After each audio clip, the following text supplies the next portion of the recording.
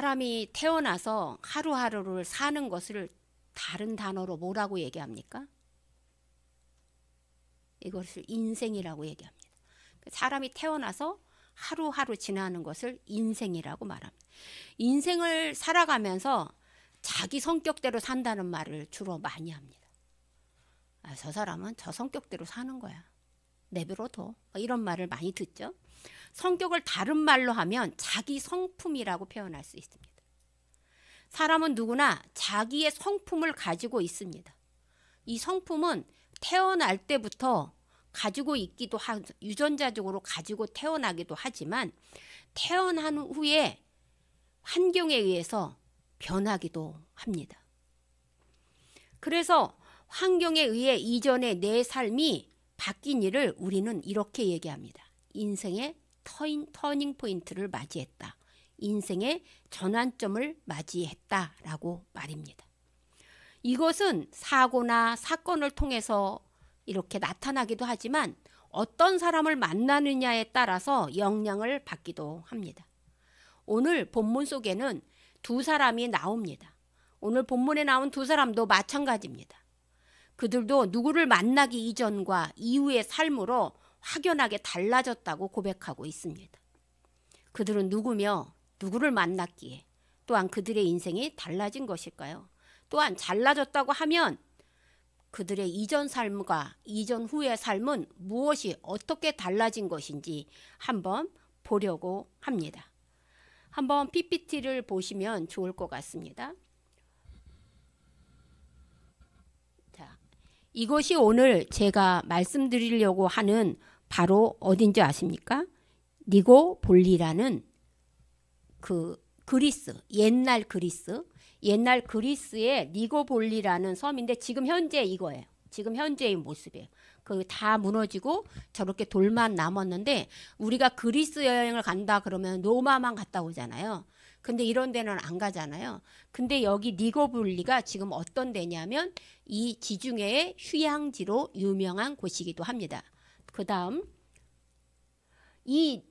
이곳이 악티움 해전이라는 우리 세계사 악티움 해전에서부터 발생한 도시예요. 그래서 이 악티움 해전을 이제 제가 나중에 설명할 겁니다. 여러분 배를 잘 보시면 하나는 로마의 배고 하나는 이집트의 배예요. 로마의 배는 남자 아우구스투스라고 나중에 불리는 그 로마의 황제가 이끄는 배고 화려하게 수놓아져 있는 저 이집트 애굽의 배는 우리가 너무나 잘 알고 있는 클레오파트라라는 여왕이 이끄는 배입니다. 그래서 두 배가 아주 해전을 벌이는데 우리나라의 명랑해전, 한산도 대첩 그런 대첩은 세계 3위 안에 드는 대첩이고 이 대첩 또한 세계의 5손가락 안에 드는 대첩, 해군에 대한 대첩이 이곳에서 이루어졌기 때문에 이곳이 어디냐? 니고볼리라는 곳이라는 겁니다. 자, 그럼 니고볼리는 지금 어디일까요? 한번 그 다음 거 한번 볼까요? 저기에 보면 니고볼리를 볼 때 로마에서 빌립보 사이에 니고볼리 섬이 있어요. 그리고 지금 로마에서 바울은 저 스페인, 성경에서는 스페인이라고 나오지 않고 서바나라고 나옵니다. 그러니까 바울이 생각한 땅끝은 어디였냐면 저 서바나였던 거예요. 나는 서바나까지만 복음을 전하면 내 맡은 일은 다 끝난다고 생각을 해요. 그래서 근데 우리는 못 갔다고 생각하잖아요. 근데 갔어요. 이게 바울의 마지막 그 1차, 2차, 3차 말고 4차의 전도의 모습이에요. 그런데 우리는 대부분 사도행전에 3차까지만 나오기 때문에 4차를 잘 모르는데 로마 감옥에서 2년 구금 상태로 있다가 풀려나요. 풀려나서 이제 누구를 데리고 이 알고 있는 디도를 데리고 저렇게 서바나를 통해서 쭉 배를 타고 시실리 섬을 통과하여 그레데, 크리아트 지금 그레데 섬이라는 곳에다가 디도를 떨궈뜨려 놓습니다. 그리고 나서 그곳에 장로를 세우게 하고 이제 밀레도를 통하면서 골로새, 에베소, 빌립보, 니고데모 그리고 결론 또 로마에 두 번째 도착해서 죽음을 맞이합니다. 자, 그렇다면 오늘 저 지도를 머릿속에 두시고 오늘 사도 바울과 그가 복음으로 낳은 참아들 디도가 어떤 사람을 만남으로 인해서 인생의 터닝 포인트를 맞았다는 거예요. 전환점을 맞았다는 거예요. 여러분의 신앙생활에 있어서도 누군가 인생의 터닝 포인트를 준 사람이 있어요. 그것을 우리는 멘토라고 얘기해요. 그리고 여러분은 멘티가 되기도 하지만 또 누군가의 멘토가 되셔야 돼요. 아까 우리 정 집사님이 기도하는데 제가 너무 은혜를 많이 받았어요. 2024년도를 모두 포괄해서 하는 기도고, 또한 우리가 이 24년도를 너무 힘들게 살아왔는데 그럼에도 불구하고 하나님께서 성령의 말씀으로 함께 하신다는 게 느껴졌어요. 그럼에도 불구하고 그 안에 기쁨이 느껴졌어요. 바울도 마찬가지고 디도도 마찬가지예요. 지금 자기의 육신적으로는 어때요? 엄청 힘든 상황이에요. 그런 상황인데 지금 자기가 누구를 만나서 인생의 전환점이 됐고 지금 너무 행복하다고 고백하고 있는 거예요. 바울은 이제 그레데 섬에서 복음을 전하는 디도에게 마지막 부탁을 하는 거예요. 우리는 역사를 이미 알아요. 그리고 바울이 언제 죽었는지 알아요. 주후 66년에서 67년에 죽었어요. 근데 지금 이 편지를 쓰는 디도서를 쓰는 이때가 언제냐? 66년이에요.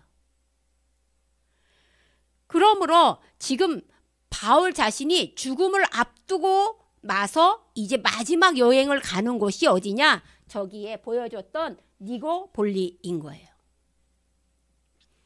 그런데 여러분 한번 생각해 보십시오. 우리는 역사를 배웠으니까 바울이 66년에 67년에 죽었다고 했으니까 요때 죽었는지 바로 니고볼리를 끝나고 로마에 가서 죽었는지 언제 죽었는지 우리는 자세한 날짜는 모르겠어요. 하여튼 66년에서 67년 초 사이에 죽었는데 여러분 겨울이 지중해가 너무 추운 거예요. 지중해가 너무 추워서 지금 자기는 2년 동안 가택연금 상태에 있었고 너무 추워서 어디로 가고 싶으냐면 따뜻한 남쪽을 향해 내려오고 있는 거예요. 그런데 와서 쉬어보니까 누가 생각이 나요? 자기가 그레데 섬, 저 온통 거짓말쟁이들, 게으름뱅이들, 아주 나쁜 것들, 악한 종기 같은 것들만 있는 저 섬에 있는 저기다 내가 떨궈뜨려 놓고 온 디도가 너무 마음에 걸린 거예요. 그래서 디도도 나처럼 여기 와서 좀 쉼을 얻기를 바랬던 거예요. 사실 이 니고볼리는 BC 기원전 31년에 지금 제가 아까 했던 악티움 해전이라는 곳에 이제 그때 당시 초대 황제인 로마의 옥타비아누스가 이집트 여왕인 클레오파트라와 치룬 전쟁이에요. 그것을 승리하기 위해서 어디다 아까 그 언덕 보셨죠? 돌 언덕 쭉쭉 넘겨주세요. 저기가 어디냐? 저기가 바로 이 옥타비아누스 황제가 머물렀던 진영이에요. 진영이 뭔 줄 알죠? 정진영 집사님 말고 진영. 전쟁을 하기 위해서 임시 텐트를 치고 머무른 군사들. 그 진영이라는 거. 그 진영에 도시를 세운 거예요. 이겼으니까. 이겼으니까 내가 이 터전에 도시를 세우겠다. 얼마나 좋은 곳인지 겨울이 돼도 기온이 그렇게 떨어지지 않는 아주 휴양지로 적합한 도시라는 거예요. 그런데 여러분 혹시 알고 계십니까? 저는 여러분이 모른다에 100% 걸지만 그때 어떤 일이 있었냐면 AD 66년에 지금 제가 여기 왔다고 얘기했어요. 근데 지도를 한번 다시 지도를 보여주면 저 니고볼리에 66년에 바울이 왔는데 그때 누구도 왔는지 아십니까? 네로 황제도 그 자리에 왔습니다. 역사책에. 그럼 네로 황제는 66년에 저기 니고볼리를 왜 왔냐면 바로 액티안 게임이라는 그 게임, 지금 말하면 올림픽 같은 그런 그런 조정 경기 하는 그런데 메달을 수여하기 위해서 이 자리에 왔다는 거예요. 그런데 지금 목숨을 걸고 복음을 전한 바울도 지금 겨울을 나기 위해서 여기를 와 있다는 거예요. 우리가 아는 것처럼 네로 황제가 누굽니까? 로마의 대화재를 그 책임을 자기의 정치적인 수명이 다 끊어질 것 같으니까 누군가에게 대신 뒤집어 씌워야 되는 거야. 누명을. 그때가 누구예요? 그리스도인이었어요. 그때가 66년이에요. 64년부터 66년까지 대화재 때문에 계속 우리 지금 정치 싸움하는 것처럼 싸웠어요. 그래서 이제 그리스도인들에게 책임을 돌렸고 그들을 잡아다가 십자가에 죽였습니다. 여러분 제가 몇 번 얘기한 것처럼 로마의 시내 길거리에다가 십자가를 세워놓고 잡아다가 거기다 석유를 벗어 불로 사용했단 말이에요. 그리스도인들을. 그렇게 대학대를 시작할 때 그때 베드로도 죽었고 예수님의 제자들도 죽었고 수많은 그리스도인들이 다 죽었어요. 그리고 바울도 참수형을 당했어요. 자, 한번 그 다음 바울이 참수형 당한 모습을 보겠습니다. 자, 이것이 천국에 이르는 계단 교회라는 곳이에요. 저 계단이 천국에 이르는 계단이라는 건데 저것이 사도 바울이 갇혀 있던 곳이에요. 저기가 저 좁은 데에 갇혀서 이제 가택연금을 끝나고 마지막에는 저렇게 감옥에 갇혔는데 저렇게 좋은 감옥이 아니죠. 굉장히 습하고 어두침침한 지하인데 그곳에 천국에 이르는 계단 교회. 그랬더니 최지우 지우상 나오는 그거가 얘기하는 게 아니라 바울이 죽었던 곳에 기념하기 위해서 저기에 교회가 세워진 거예요. 근데 지금도 있습니다. 그래서 저도 여기 가보고 싶은 거예요. 자, 그 다음 보십시오. 자, 그런데 저 천국에 이르는 계단에 이렇게 감옥에 있던 바울이 이제 너는 오늘 죽는 날이야 하고 끌려 나오면서 바울은 로마 시민이기 때문에 십자가 처형을 안 해요. 그래서 뭐를 하냐면 칼을 갑자기 목을 이렇게 내밀면 칼이 큰 칼이 와서 딱 잘라요. 참수형이라고 하는데 저것이 참수를 당한 곳이에요. 그러니까 저기 밑에 네모난 거 조그만 거 철망 보이시죠? 저 장소예요. 저 장소를 이제 기념하기 위해서 바로 사도 바울 순교교회라고 해놨습니다. 또 있나요? 자, 보십시오. 그런데 여기에 있는 니고볼리 사람들이 이제 저 바울을 어떻게 했냐면 저 보십시오. 바울의 기념교회라 그래서 저기에 예수님의 사진이 천사들과 있고 저기에 사도들이 베드로도 있고 요한도 있고 있어요. 그 다음에 이것이 바울이에요. 바울인데 바울의 손에 무엇이 들려 있어요? 자, 칼, 또 성경. 자, 보세요. 그 다음 바울은 저 지팡이 같죠? 저게 칼이에요. 베드로는 항상 뭘 들고 다녔어요? 지팡이. 근데 바울은 칼을 들고 다녔어요. 그게 진짜 칼을 들고 있다는 게 아니라 바울의 말씀을 전할 때 칼과 같다. 예리하고 혼과 영과 골수를 쪼개고 남음이 있다 해서 한 손으로는 강력하게 싸웠어요. 그래서 칼을 한 손에는 오직 말씀만 전하는 성경책을. 그래서 저것을 본따서 오늘날 재판 헌법재판소에 그게 있는 거예요. 자, 이렇게 바울의 모습, 생전의 바울의 모습을 이제 죽기 전에 저렇게 초상화로 그려서 인물화로 저렇게 남겨놓은 것입니다. 자, 그 다음 또 있나요? 없어요? 자, 이렇게 저는 지금 66년도에 대한 얘기지만 이때 죽었는지 67년 초에 죽었는지 모르기 때문에 그림을 통해서 여러분에게 설명을 해주고 있는 거예요. 이렇게 바울이 참수형을 당했는데 죽인 자도 그곳에 있었고 죽임을 당한 자도 그곳에 있었다는 것을 통해서 우리는 역사를 이미 알고 있으니까 무엇을 깨닫나요? 바로 하나님의 계획을 우리는 깨달아야 된다는 거예요. 아까 정 집사님 기도했던 것처럼 하나님의 섭리는 잠시도 그냥 스쳐 지나간 것이 없습니다. 아무튼 바울은 사랑하는 믿음의 아들 디도가 자기처럼 이곳에 와서 좀 힘을 얻고 다시 기운을 차려서 복음의 박차를 좀 가했으면 좋겠다고 생각했습니다. 그런데 디도 입장에서는요. 자기가 지금 이 사역지를 제가 지금 여기를 못 떠나는 이유가 저 지금 아까 우리 주보 봤잖아요. 8권 52호예요. 그러면 우리 교회가 지금 8년 됐다는 거예요. 그러면 7년의 안식년을 여러분이 저에게 주셔야 돼요. 난 그런 거 몰라요 하는 표정으로 앉아 계시지만 7년 되면 목사님에게 1년의 안식년을 주는 거예요. 근데 우리 교회는 그런 게 안 되니까 저는 이제 한 9월 달쯤에 한 달의 안식월을 좀 가져볼까 생각 중이에요. 그런데 제가 안식월을 갖거나 안식년을 가지면 여긴 누가 설교를 해요? 그죠? 누군가가 와야 되는 거죠. 지금 디도에게 안식년을 주고 싶은데 디도가 거길 떠나면 맡아줄 사람이 없는 거예요. 근데 오늘 본문에 네가 속히 나 있는 곳으로 오라 그 뒤에 그렇게 얘기가 되어 있어요. 그런데 그러면 제가 가고 싶어도 여기를 맡아서 해줄 사람이 없어서 못 가요 라고 얘기할 때 바울은 누구를 보내기로 했냐면 바로 아데마와 두기고를 보내준다고 얘기합니다. 자, 우리 오늘 디도서 3장 12절, 13절, 14절을 함께 읽어보도록 하겠습니다. PPT 없습니다. 성경 디도서 3장 12절에서부터 14절까지를 함께 읽어보도록 하겠습니다. 내가 아데마나 두기고를 내게 보내리니 그때 내가 급히 니고블리로 내게 오라. 내가 거기서 겨울을 지내기로 작정하였노라.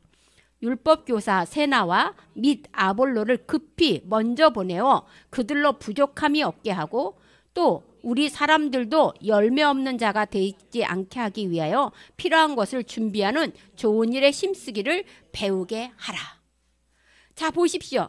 지금 니고블리로 올 텐데 바로 아데마와 두기고 한 사람을 부르는데 두 사람을 보내주겠다고 얘기해요. 그들에게 안심하고 맡기고 자기가 있는 곳에서 좀 너도 쉼을 좀 얻어라. 안식년을 좀 보내라. 이렇게 얘기하는 거예요. 성경에서 아데마에 대한 기록은 도무지 찾을 수가 없어요. 여기밖에 안 나오기 때문에 아데마가 어떤 일을 했는지는 찾을 수 없어요. 성경에는. 그런데 전승에 의하면 이 아데마는 예수님의 70인의 제자 중 한 사람이었다고만 합니다. 그것만 전해져 내려올 뿐이에요. 그리고 반면 두기고에 대한 얘기는 성경 서신서에 이곳저곳에 많이 나옵니다. 이 두기고는 행운의 아이란 뜻입니다. 그래서 마치 바울에게 무엇처럼 행운처럼 다가온 사람이에요. 이름값을 한다 그러잖아요. 이름처럼 사는 거예요. 그래서 뭐라 그랬냐면 바울의 사역을 도와서 이곳저곳에 바울이 편지를 써놓으면 그것을 갖다 주는 역할. 그때 당시는요, 편지를 보낸다는 건 정말 믿음이 충실하지 않으면 못 보내거든요. 그 사람을 심부름을 시키는 거예요. 그런데 이 두기고가 어디에 편지를 가져갔는지 아세요? 에베소 교회에도 가져가고요. 골로새 교회에도 이 편지를 바울이 쓴 편지를 가지고 갔습니다. 그것뿐만이 아닙니다.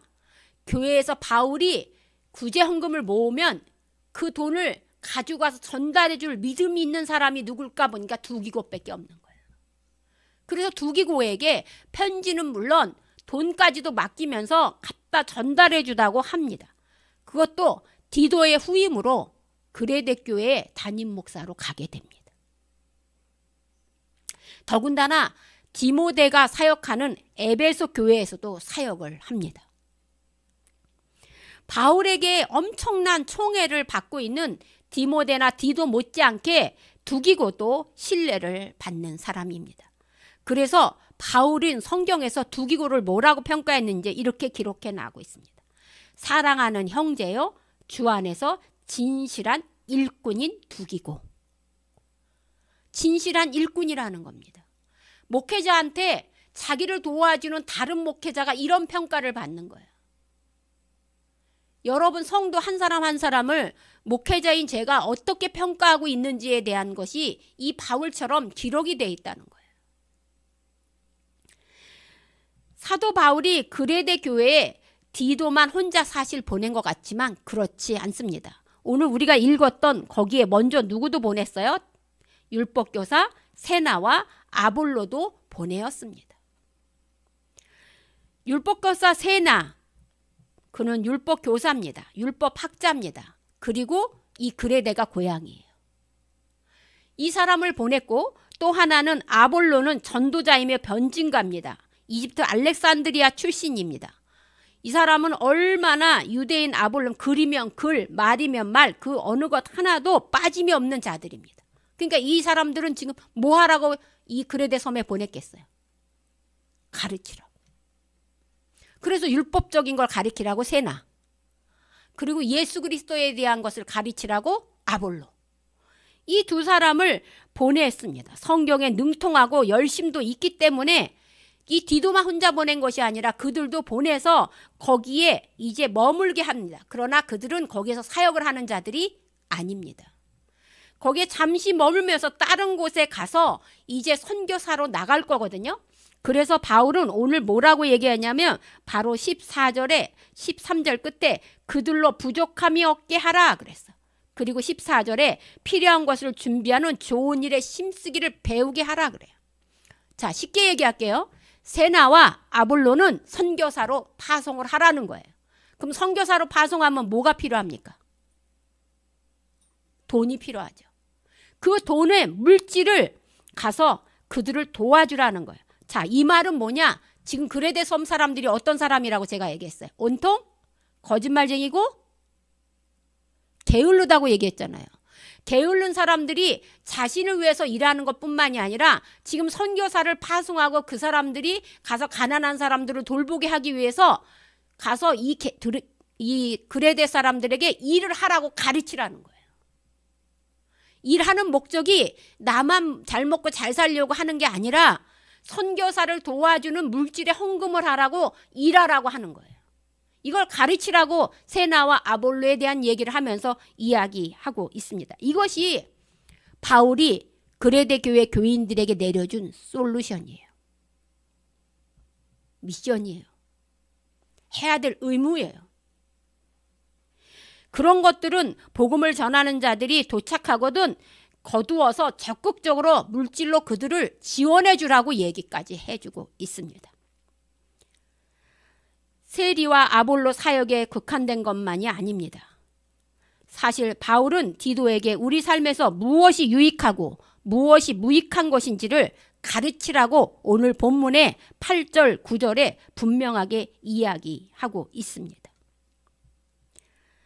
그레데 성도들은 부지런히 가르쳐 게으르고 거짓말만 하는 자들을, 온통 무익한 일만 하는 자들, 이웃에게 선한 일은 도무지 무엇인지도 하지 못하는 자들, 그들에게 무엇이 무익한 거고 무엇이 유익한 건지 좀 알려주라고 얘기하고 있는 거예요. 오늘 본문은. 그러면서 뭐라고 얘기하냐면 그레데 사람들만을 얘기한 게 아니라 자기의 삶이 아까 터닝포인트라고 얘기했죠. 자기들의 이전 삶도, 바울과 디도의 이전 삶도 사람들에게 무익한 삶이었는데 예수 그리스도를 만나고 나서 삶이 어떻게 바뀌었다는 거야. 유익한 삶으로 바뀌었다고 고백하고 있는 거예요. 오늘 이 짧은 말이.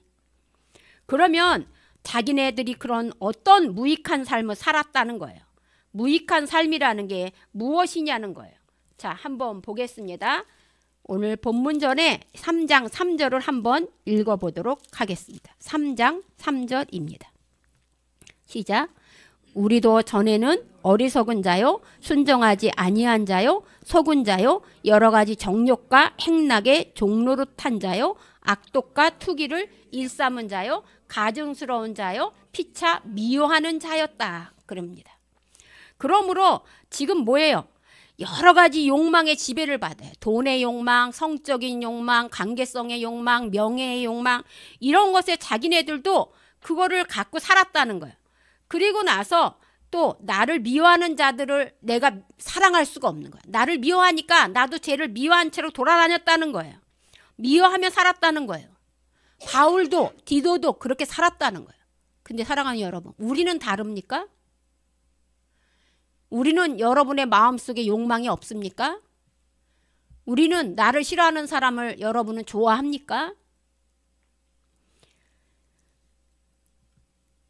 그래서 누구를 만나든지 어디를 가든지 바울도 우리도 다 뭐라고 내 기준으로 사람을 평가한다는 거예요. 이게 뭐예요? 무익한 삶을 사는 사람들이에요. 사람마다 아까 제가 다 얘기했어요. 서론에 습성이 다 다르다고, 성품이 다 다르다고.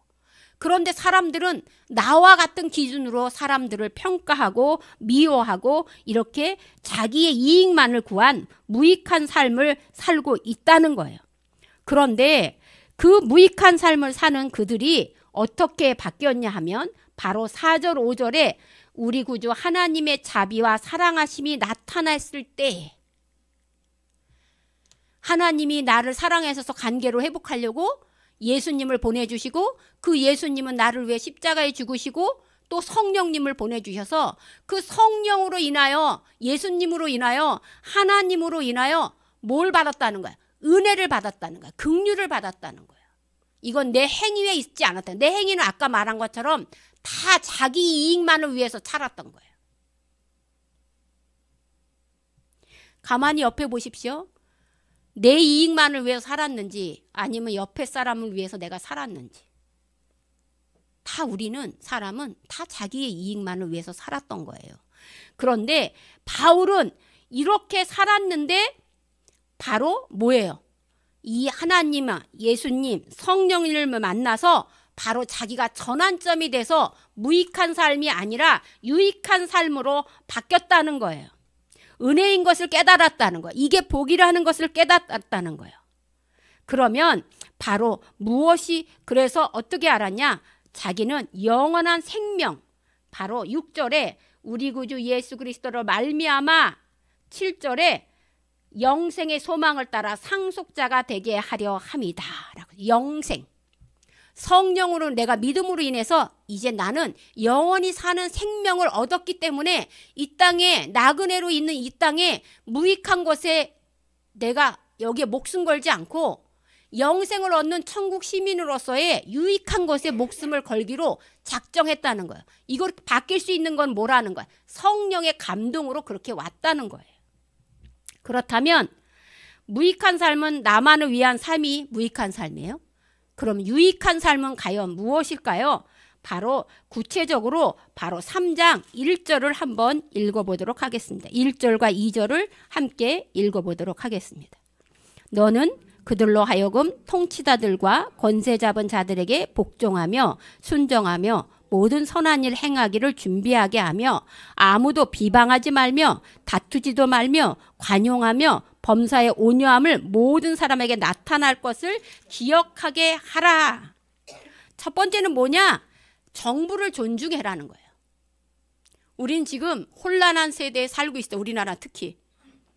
한 사람으로 인해서, 한 사람이 말을 잘못함으로 인해서. 지금 대통령이 함부로 계엄령을 선포함으로 인해서 온 나라가 지금 엉망이에요. 그런데 야당은 또 그것을 빌미로 해서 그 누구도 책임을 지는 사람을 허락하지 않아요. 뭐예요, 결론? 자기가 그 권세를 갖기 전에 누구도 가져서는 안 된다는 것밖에 안 되는 거예요. 그런데 나라망 이런 게 아니라 엊그저께 교회 앞으로 우편이 하나 왔어요. 근데 저는 딱 보고 부산에서 온 거예요. 이번에 총회를 열었던 교회에서 온 거예요. 근데 안 열어보다가 오늘 열어봤어요, 가위로. 거기에 담임 목사님 73년생이세요. 담임 목사님이 신천지가 이 교회에 들어왔다 하면서 예를 들어 누구 한 사람을 거론한 거예요. 이름을 실명까지 댄 거예요. 근데 그 집사님 너무 억울한 거예요. 그래서 법적 소송으로 가서 당회를 열어서 해봤더니 신천지가 아니었어요. 그러면서 이제 삐그덕거리기 시작했고, 이제 자기가 자꾸만 분란이 일어나니까 교회를 엄청 크게 졌어요. 잘 됐어요. 70년 됐으니까. 그랬는데 자기가 이거를 해결할 수가 없으니까 이제 자기 대신 원로 목사님, 은퇴하신 신망이 높으신 그 목사님을 세워서 이제 자기가 공식적으로 사과도 했어요. 그 집사님에게. 그 일지를 보니까 다 써 있어요. 그런데 그것을 하고선 사과를 했는데 그 원로 목사님이 또 강단에 와서 또 그 사람을 지목해서 또 얘기를 한 거예요. 2차. 그러니까 교회가 완전 두 파로 갈라지면서 지도자 한 사람이, 지금 이 사람이 뭐 때문에 이런 일이 벌어졌냐? 나 그만두겠습니다 하고 조기 은퇴를 선언해버린 거예요. 사임을 표명한 거예요. 장로님들에게 편지를 쓰고 문자를 보내서 빨리 나를 사임하게 해주십시오 해서 장로들이 한 달을 고민하다가 사임을 받아들이기로 한 거예요. 그래서 노회가 그 사임을 정당한 건지 확인해 봤더니 본인이 사퇴? 이거를 낸 거예요. 사직서를. 그래서 그냥 사직이 돼서 무임 목사가 된 거예요. 어디 딴 데 못 가니까, 딴 데 갈 곳이 없으니까 그럼 무임이거든요. 무임 목사로 해놓은 거예요. 근데 일주일 딱 지나자마자 나 이거 취소할래 이렇게 돼버린 거예요. 지금 정부와 똑같이 된 거예요. 그 교회가 그런 것을 보면서 제가 무엇을 생각하냐면 아무튼 어떤 조직이든 내 마음에 들든 안 들든 누구를 인정해야 되냐? 지도자를 인정할 줄 알으라는 거예요. 정부를 인정하라고 여기에 오늘 이상하게 이야기하고 있는 거예요. 그렇다고 해서 그 사람이 잘했다는 게 아니에요. 잘하든 잘못했든 어쨌든 우리의 리더자로 인정을 해주라고 분명히 얘기하고 있어요. 또한 법을 준수하라고 얘기하고 있어요. 또 세 번째는 뭔지 아십니까? 언제든지 도움의 손길을 내민 자들을 위해서 베풀 준비를 하고 있으라고 얘기해요. 이게 유익한 삶이라는 거예요. 제가 주보에 못 실었지만 우리 교회가 경제적인 여유는 없지만 어쨌든 최선을 다하려고 하는데 평양노회에서 지금 너무 추워가지고 밥도 못 먹는 사람들이 꽤 있어요. 그런 교회 사람들이 있어서 거기에 사회봉사부에서 이제 연말연시를 맞이하여서 연탄 하나를 사주자 그런 운동이 벌려져서 교회에 협조 요청이 돼 있어서 저희가 100만 원을 그렇게 보냈어요. 돈이 있어서 보낸 거 아니에요. 저의 철칙이 어쨌든 1년을 마무리하면서 한 번이라도 우리 교회 이름으로 선한 일을 해야 되지 않습니까? 포도원지기 교회 이름으로 그렇게 보냈어요. 근데 오늘 본문에 언제나 도움의 손길을 베풀 준비를 하는 삶을 살라는 거예요. 또한 무례하게 하지 못하는 삶, 다투지 않는 삶, 이것이 하나님의 백성, 하나님의 시민권을 가진 사람들이 가져야 된다는 거예요. 그래서 마음을 넓고 품위 있게 행동하라고 오늘 유익한 삶에 대해서 얘기하는 거예요. 여러분은 지금 무익한 거에 대해서 제가 얘기했어요. 자기 욕심을 가득 채우고 그 다음에 유익한 삶에 대해서 얘기했어요. 가난한 자들을 위하여 자기가 언제든지 베풀 준비를 하고 또한 법을 준수하고 정부를 존중하고 품위 있게 행동해야 되고 자 이게 유익한 삶이라고 그랬어요. 그런데 그레데 교회 성도들이 아직도 지금 오늘 본문에 보면 지금 이렇게 얘기하고 있는 거예요. 족보를 가지고 9절에 어리석은 족보와 족보 이야기와 분쟁과 율법에 대한 다툼을 하고 있는 거예요. 이게 무익한 삶이에요. 신앙적인 거 가지고 서로 싸우고 물고 물어뜯고 지금 정부가 하는 게 결코 무익한 삶이라는 거예요. 저거는 결코 진짜 무익한 삶이에요. 누구를 치려면 자기네들이 대안을 얘기해야 돼. 대안. 무조건 잘못했다고 얘기하지 말고 대안을 얘기하는 게 어디든지 그게 맞는 거예요. 그러므로 지금 무익한 삶을 살았다고 얘기하면 유익한 삶이 무엇인지 대안을 가지고 얘기해야 되는 거라는 거예요. 그런데 여기에 쓸데없는 어리석은 변론, 족보 이야기와 분쟁, 율법에 대해서 싸우고 있는 거예요. 그리고 8절에 말한 유익한 일, 선한 일, 아름다운 일, 법을 준수하는 일, 마음을 넓게 쓰는 일, 가난한 사람을 도와주는 일, 이런 유익한 거에는 관심도 없다는 거예요. 그러므로 사랑하는 성도 여러분에게 유익한 삶을 사는 사람들은 공동체 안에서 절대 무례한 짓을 하지 않는 사람인 거예요. 마음이 넓은 사람들인 거예요. 더군다나 재미 위주로 교회를 막 여기로 옮기고 저기로 옮기고 하지 않는다는 거야. 아, 그 목사님 되게 재밌어. 여러분, 지금은 우리 교회는 저 혼자니까 여러분이 잘 모르시지만 큰 교회 가면 담임 목사님 딱 설교만 하고 가요. 그럼 성경 공부를 누가 시키냐? 담임 목사님 안 시켜요. 부목사님들이, 전도사님들이 시켜요. 그러면 반을 나눠서 하거든요. 그러면 어느 반에 많이 가는 줄 아세요? 재밌게 가르치는 전도사님, 목사님한테 가요. 그분이 진리를 말하는지 안 하는지에 대해서는 관심이 없어요. 여러분은 앉아서 그냥 듣기만 하면 안 돼요. 우리 목사님이 저게 진리를 얘기하는 건지 아닌지 판단하셔야 돼요. 그거를 냉철하게. 내가 콩나물도 이렇게 시루가 있으면 아무것도 안 자라는 것 같지만 물만 주면 어때? 물 다 빠져나가지만 언젠가는 콩나물이 자라나 있는 것처럼 여러분이 안 듣는 것 같아도 저를 통해서 가스라이팅을 당하고 있단 말이에요.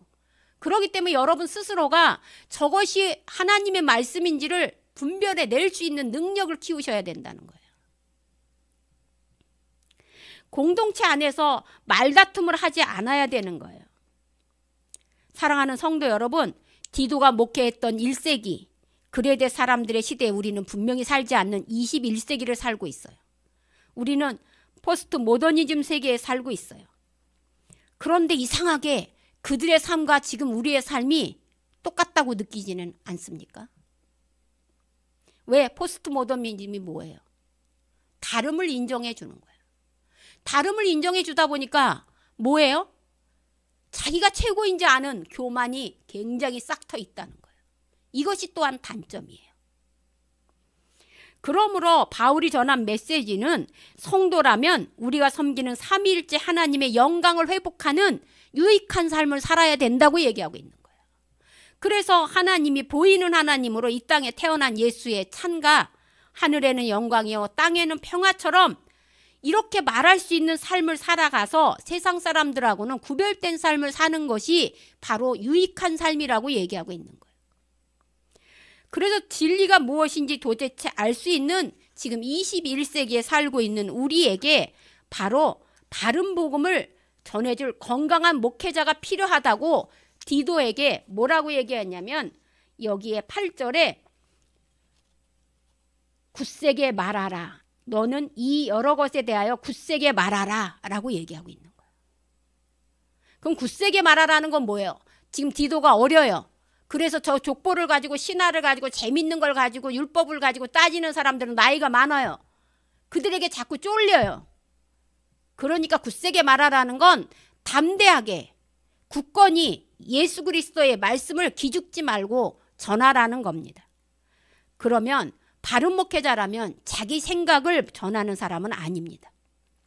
자기가 배운 학문을 전하는 사람도 안 됩니다. 어떤 사람이에요? 교단의 신학이나 교리를 전하지 않아도 됩니다. 무엇을 말해야 됩니까? 하나님이 가르쳐준 말씀에 입각해서 그 말씀이 올바르게 가르칠 수 있는 사람, 그 사람만이 굳건히 말할 수 있는 목회자의 자질을 가졌다는 겁니다. 사랑하는 성도 여러분, 온통 어둠입니다. 기쁘다 구주 오셨네. 징글벨 징글벨 노래 부르지만 지금 보십시오. 강화문에 저 촛불을 들고 왜 나가 있습니까? 자기 만족으로 나가 있지 않습니까? 왜 자기만 아니면 된다는 사고를 가지고 있습니까? 그럼 여기 앉아서 기도하는 사람들은 나라를 사랑하지 않는 사람입니까? 그 논리는 오늘날 우리와 맞지 않습니다. 그러므로 적극적으로 나가서 이렇게 사회운동을 하는 사람도 욕을 먹고 나는 여기서 내 맡은 부분만 최선을 다하겠습니다 하는 사람도 욕먹고 한 사람의 지도자가 잘못됨으로 인해서 모든 사람이 다 욕먹고 심지어 이쪽 파 저쪽 파로 다 파가 나뉘어서 나라가 엉망입니다. 그런데 이 시대, 어둠을 뒤덮인 이 시대에 살아가는 목회자로서 저는 여러분에게 무엇을 굳건히 전해야 할까요? 올바른 처방전을 내려줘야 되지 않습니까? 문제점을 정확히 알고 올바른 처방전을 내려야 병을 고칠 수 있습니다. 정치적인 안타까움에 내비치는 처방전 말고 하나님의 은혜를 바라는 올바른 처방전이야말로 바로 우리 기독교인들이 윤리, 도덕적으로 깨끗하게 더 구별되게 살아가야지 되는 거예요. 지금 이 시점에서 우리가 할 일은. 나가서 그렇게 하는 게 아니라 내가 더 남들보다 더 깨끗하게 살도록 노력해야 하는 게 우리가 지금 해야 할 일이라는 거예요. 이게 유익한 삶이고 이것이 하나님께 영광을 돌리는 삶이라는 것을 여러분이 아셔야 됩니다. 2024년 마지막 주일을 맞이하여 여러분의 자리에서 여러분에게 유익을 주는 하나님의 은혜를 깨닫고 여러분을 말씀에 의지하는 사람 말씀을 살았는지 한번 체크해 보시기 바랍니다. 만약에 내가 하나님 말씀에 의지해서 내가 있는 이 자리에서 최선을 다해서 윤리 도덕적인 걸 지키고 하나님 넓은 마음을 가지고 남에게 가난한 자들에게 내 속옷이라도 나눠줄 수 있는 그런 것이 준비되어 있는 사람이면 하나님이 오늘 성령이 여러분의 머리를 쓰담쓰담 하시며 이렇게 얘기하실 겁니다. 착하고 유익한 종아, 너는 참된 내 자녀로구나. 근데 반대로 하나님의 은혜도 깨닫지 못하고 학문적인 생각으로 내 신념으로 내 이기적인 것으로 그렇게 살았다면 하나님의 말씀이 소리가 되어 이렇게 여러분의 귀에 들릴 것입니다. 악하고 무익한 종아, 이제 네가 쓴 가면을 벗어버리고 실체를 드러내거라 라고 말입니다. 그러므로 이제 24년은 지나갔습니다. 다가온 25년을 준비하면서 우리는 복음에 굳세게 말하는 자로 거짓 교훈과 다툼을 하는 그 거짓된 이단이라고 치부하는 저들과 다투지 말고 한두 번 권면하고 그냥 다투지 마십시오. 그리고 내 자리에서 내가 할 수 있는 윤리 도덕적인 것, 정부를 인정하고 마음을 크게 먹고 가난한 자들을 도와주는 실제적인 삶, 행함 있는 삶, 그런 유익한 삶으로 진리의 말씀이 여러분을 인도하는 그런 한 해로 마무리되고 앞으로 그런 한 해가 되시기를 축복합니다.